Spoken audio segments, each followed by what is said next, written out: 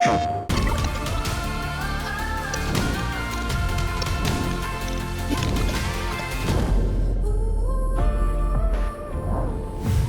everyone, Persia here, and I'm going to be your host for this episode of Women of the FGC, Street Fighter V edition. I'm super excited to be a part of this series that is highlighting some of the amazing women in our community and uplifting their accomplishments. We are going to be talking with eqnx Phanton Miria today, and I'm super excited because she's an amazing player and also a great friend. But if you want to know a little bit more about me before we get started, I have been competing in games in multiple genres for over half of my life, but I've been a part of the FGC for over a decade and I've been in love with it since day one. I've competed in various fighting games and I've also gotten a chance to grow my career through the FGC via hosting and commentary, and even secured my dream job at GameSpot, which has been a blessing.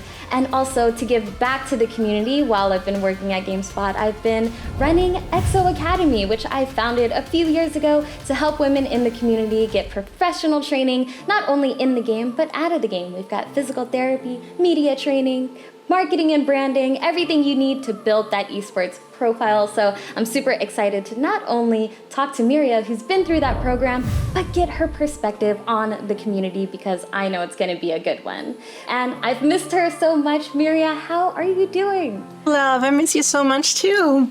For those of you who don't know me, I'm Phanton Miria. I'm a professional player for Team eqnx, and I main Chun-Li, and I'm mostly known because I play Chun-Li, and I've become very good with it. You hit Tokido with that sick mix-up at EVO a few years back. I'm gonna remember that for a lifetime. Absolutely amazing. Yeah, everyone was shocked. The whole crowd went off, actually. I loved it. It was amazing and definitely showed people you were there to play. So how did you originally get into Street Fighter, and what were some of the first games that you played in the FGC? So I started back in 2013 when one of my friends referred me to Kaya Police. I don't know if you guys know her. She's been like my role model ever since. I grew up playing King of Fighters, but I stopped playing when I moved to LA because I moved to LA for nursing school. So when I met one of my friends there, he was like, hey, you know what, like you should get into fighting games again. Like you should start playing Street Fighter 4. And then he started sending me YouTube videos about Kaya Police. She was killing it back in 2011 at EVO, like bodying everyone. And it was so inspiring to see her. And I decided to start playing. And I mained Viper because I really liked the character, and also because Kaya Police was playing Viper. So what was it about Street Fighter 4 that clicked for you and made you realize that you were invested and you were in it for the long haul with the FGC? The moment that I wanted to get into Street Fighter was when my friend took me to West Coast Warzone. I wasn't expecting much, honestly, because I come from Mexico and like esports is not that big here. Well, back then, it's getting big now, but back then it wasn't that big. So I wasn't expecting much, you know, I was just like expecting like, I don't know, maybe a small tournament in a garage with a few people in it. But no, when I actually got to the tournament, I was like overwhelmed by all these people, like the stage, everything. So I was like, oh wow, like you can actually make a living out of this. Now, West Coast Warzone, these early events, these were so many years ago, it seems, but esports has grown so much since then. Throughout all of this time, what really keeps you going and keeps your drive and motivation intact? The community. The community to me, it's just an amazing place for me. Everyone, I feel loved. I feel admired. I feel like I'm someone that people look up to, and I don't want to disappoint the community. Tell me a little bit about your experience as a woman in the FGC, some of the challenges you have probably faced, and how you overcame those challenges. Well, one of the few challenges that I faced was that not only that I was a woman in the FGC, I'm a trans woman in the FGC, so it was a little bit of, like the trans word back then, they were a little bit ignorant about it. So it was a little bit hard at the beginning because I was like the new girl, because we don't have many girls in the community. So it took me about like years for people to get used to my presence and not point me out. At the beginning, it was a little bit ignorant, like I said, but that's just because of lack of knowledge and education, I would say. But once they get to know me, they love me and I love them, and the community is amazing.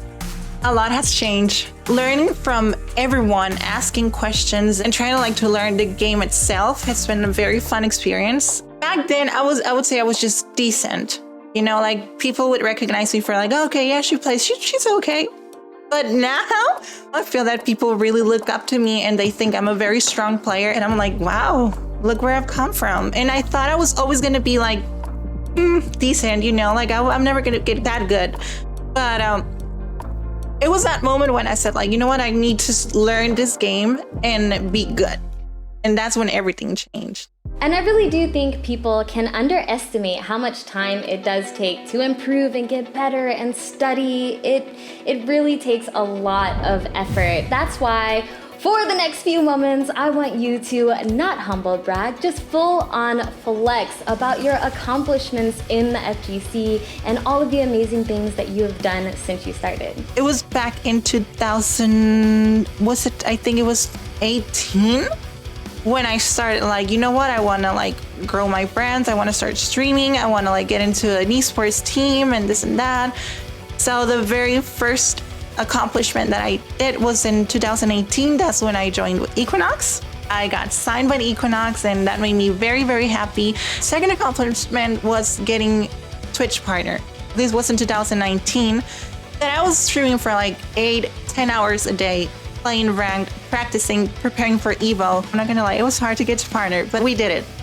While playing Street Fighter V, no less, that 100% takes so much mental fortitude, but like you said, you did it. And when you're putting in the effort, everyone will see that. So next thing is I got into EXO Academy. And EXO Academy helped me so much when it comes to marketing, when it comes to doing interviews like this one that we're doing right now. When all of my mentors helped me so much to grow into the player that I am today. So I will always be grateful for eqnx and EXO Academy that they were for me to give me the push that I needed. Hearing you talk about it definitely gets me emotional. I know, me too. My whole goal behind EXO Academy was to help women in our communities. Thanks to EXO Academy and having Ludovic as a mentor, he's one of the best chuns out there. He polished my game plan, my gameplay, my chun, everything. And it was because of him and EXO Academy that I actually made it out of pools for the very first time at Evo. I never made out, and I had killers in my pool. I had Tokido, I had Torimeshi, and I made it out with Chun-Li, and Chun-Li back then was low tier. She wasn't even that good, but I made it work. All right, Miria, one more question before you go. What kind of advice can you give to other women and other marginalized genders in our community who are looking to take their first steps into the FGC? Just don't be afraid to join the community. There are amazing people like me. You have Persia, you have many other people. You can also make friends on Facebook groups or on Twitter, so you can actually meet them in person when you go there and you don't feel lonely. But if you don't meet people like that, we have groups like Combo Queens, we have EXO Academy that helps, like I mentioned before, it helped me and helped many other women in the FGC. But specifically there's Combo Queens. We do gatherings, we do little parties of only girls that you can meet other girls and you can get around with us, and you'll love it, I promise. Thank you so much, Miria, for joining us and talking about your journey in the FGC. And for everyone who's tuned in, thank you for supporting the women of the FGC by being here. And if you want to see more of us, then check out some of the episodes that we have up in this series right now. Hope to see you over there, and we will catch you next time. Bye.